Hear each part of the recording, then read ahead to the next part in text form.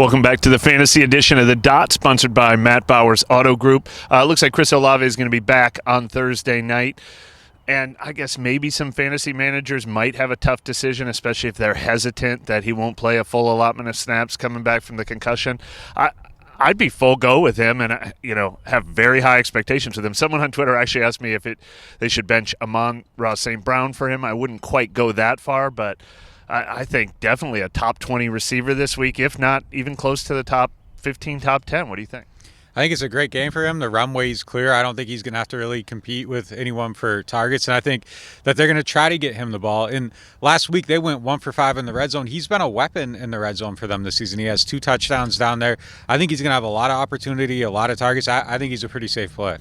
A lot of people might think Taysom Hill was just a flash in the pan because he didn't have any touchdowns after he had 3. And I was very surprised that his snap count reduced from 23 to 15. I thought they realized he was a really important part of this offense.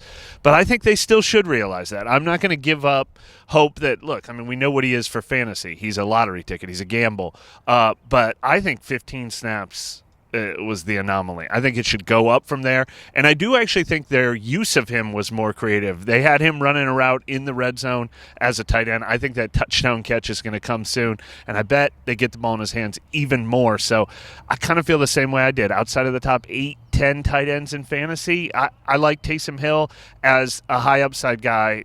Over all the other guys, they might have 5 catches for 50 yards. I think them not playing him more is the biggest mystery of the season. I think they need to treat him like he is one of their best playmakers. The quarterback thing is no longer a part of it as far as developing him there and making sure that he stays healthy so he reaches his full potential and he becomes a starting quarterback. That's gone. So what are you doing now? You're paying him a ton of money. He's one of your best playmakers. Just treat him like anybody else on the team. Not playing Chris Olave would be crazy. And Chris Olave is one of your best players. Not using Alvin Kamara is crazy. He's one of your best players. Taysom Hill is one of your best players. Get him on the field. Keep him on the field.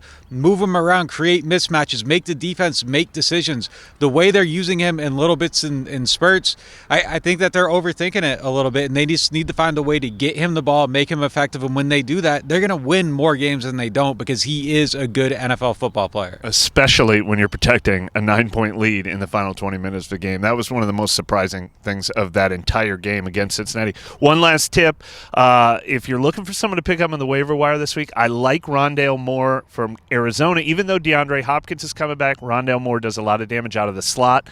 And until Marshawn Lattimore comes back, this depleted Saints secondary is having a lot of trouble guarding the slot.